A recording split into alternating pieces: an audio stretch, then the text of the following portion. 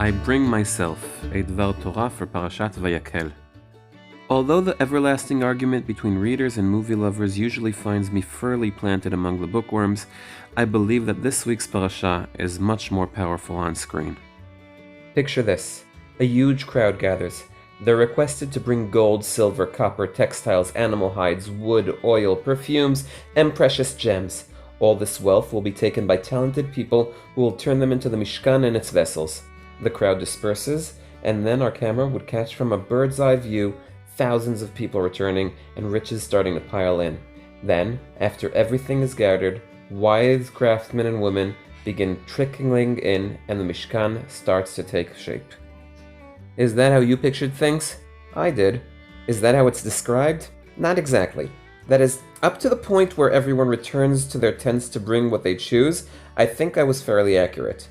It's what happens from there that seems to be different, depending on how you explain a few words. My script seems to fit the way Unkelus and Rasag explain the psukim.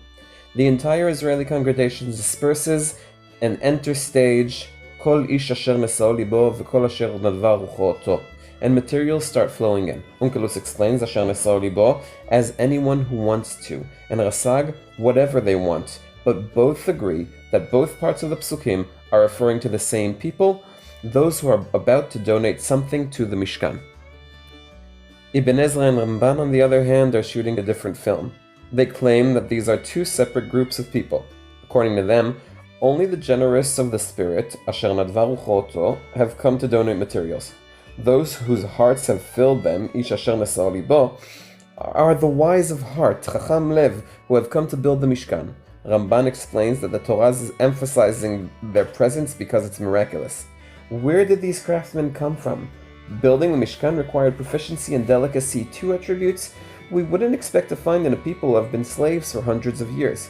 According to him, it's clear that these are people with a natural affinity towards these skills and that it was God who made this happen. The problem is that this kind of ruins our movie. If Kol Asher Nesao Libo are the artists and craftsmen, why do they arrive at the collection point so early? After all, they have nothing to do there until the donations arrive. I mean, if the artists have never dealt with the arts in which they've become proficient, it does make sense that they'll need help and guidance. That's what Bezalel and Aliav are there for, and thank God they're also talented teachers and will take care of directing all the assistants. That could have even explained their early presence in the premises. Only that couldn't be the reason for the earlier arrival because the teachers Bezalel and Aliav don't join until the next perek, as expected. But on second thought, perhaps this is the most beautiful scene of all. The camera follows Bnei Israel scattering to their tents to bring what they can donate to the Mishkan. Some bring from the plunder they gathered from Yam Suf after Paro's forces drowned.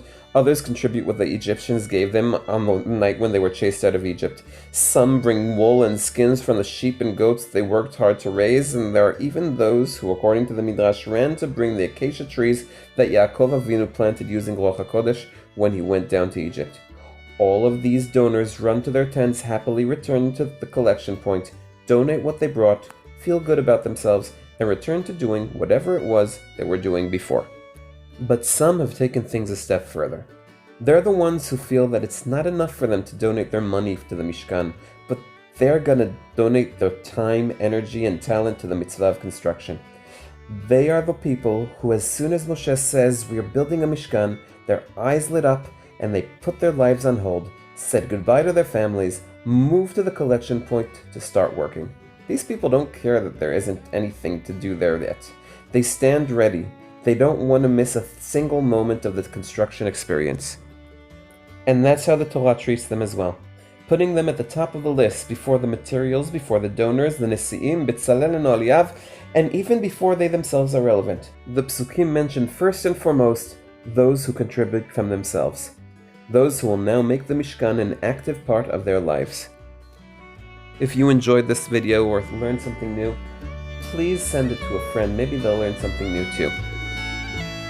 I'm Dovi Holtz, one who loves Tanakh.